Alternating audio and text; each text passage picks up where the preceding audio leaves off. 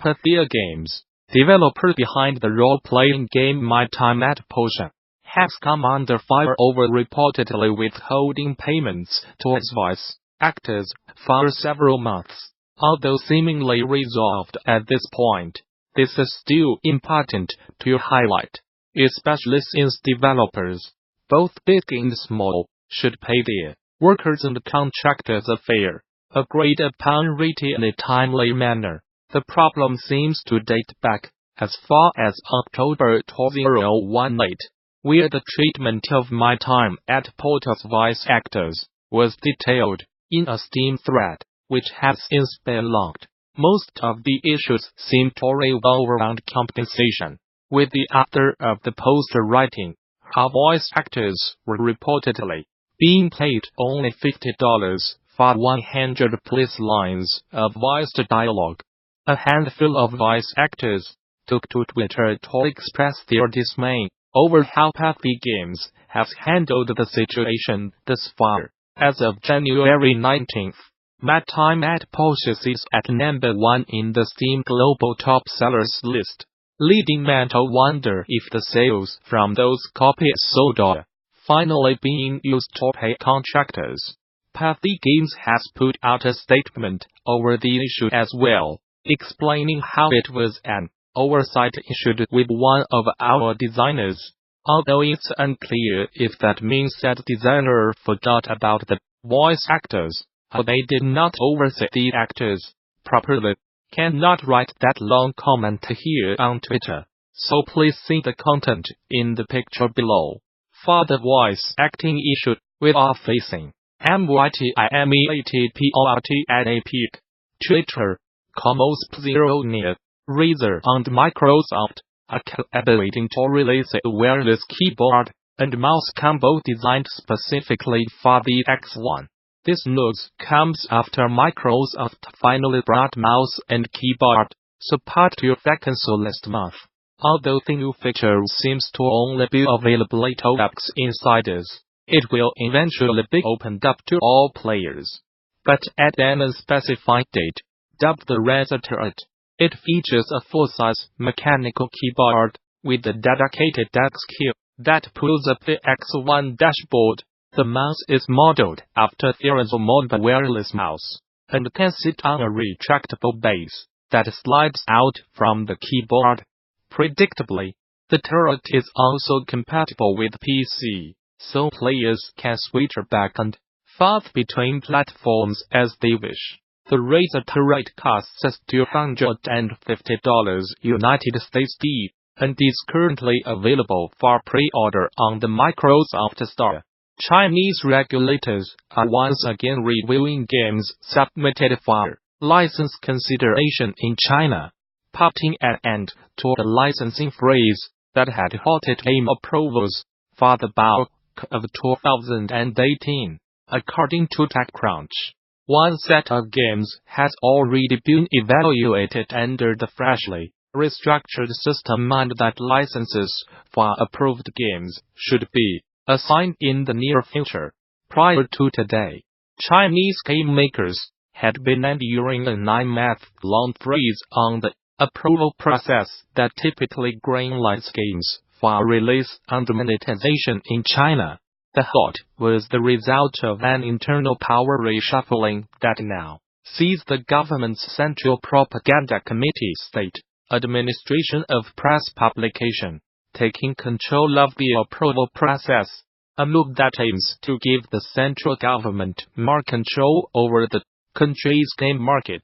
Now up and running again, the approval process is both looking to bar games that are deemed to contain pornography, gambling, violence, historical misrepresentations, and other potentially inappropriate content, according to a statement made by a senior member of the Chinese Communist Party's propaganda department. In the wake of the approval for TechCrunch reports that shares of major Chinese game makers have already seen a notable rise. Tencent's shares have increased by 4% since the announcement, while NetEase has seen a 1% increase. If you want to level up your skills, and make better, more successful virtual reality experiences. This year's Game Developers Conference in San Francisco is a great place to be. There's a ton of great VR content in store. Are you at GD 2019 in March? Much of it wrapped up in that all-day virtual reality developers conference, VRDC, that kicks off GD, and is packed with informative VR talks. For example, in Embracing Chaos, Designing for Emergent Gameplay in VR, Ultimate Labs, Job Simulator, Vacation Simulator, Chris Wade will share insight on the best ways to give players the freedom and tools for creative play, using case studies from Rick and Morty, Virtual Reality and Vacation Simulator. Wade will teach you about Ultimate's design philosophy and give you a greater understanding via interaction affordances and the technical scope of emergent gameplay systems. With the night was inspiring you to embrace chaos in while you role WN games, and in engaging via storytelling, a most post-mortem polyarchaeologist, Corinne Scrivens will go over the process and the methodology that the studio went through while working on its good mouse Pittle milestone. Figure out how to tell compelling stories in VR, in ways that play to the strengths of the medium. She will go over the lessons Polyarch learned creating within these limitations and how such constraints actually led to more creativity. Come to this talk if you want to learn how to deliver narrative in a way that takes best advantage of the VR medium, as well as proven strategies on how to best do this within the realities of production. You also will not want to miss Shaping Culture in Social VR. Lessons from the wild, especially if you are interested in, invested in, a VR game with a social component. Presented by Social Emotional Technology Lab researcher Joshua McVeigh-Schultz. This talk gathers insights from industry experts to propose a design framework for supporting the kinds of positive social interactions you want to have in this new medium. Drawing from games like Chrome and interviews with industry experts, this talk identifies specific design lessons related to onboarding, aesthetics of place, context cues, embodied affordances, meta bridging, social mechanics, and modulation. There's also a fascinating session on enhanced immersivity, using speech recognition for more natural player-eye interactions, that you should make time to see if you are at all curious about how complementary tech can help your games feel more real and alive. In this talk, Square Enix engineer Gautier Boda will show you how to build a speech recognition pipeline to promote further interactivity between the user and the agents. You will learn to make a voice recognition system, which supports multiple languages, while allowing a large variety of phrasing.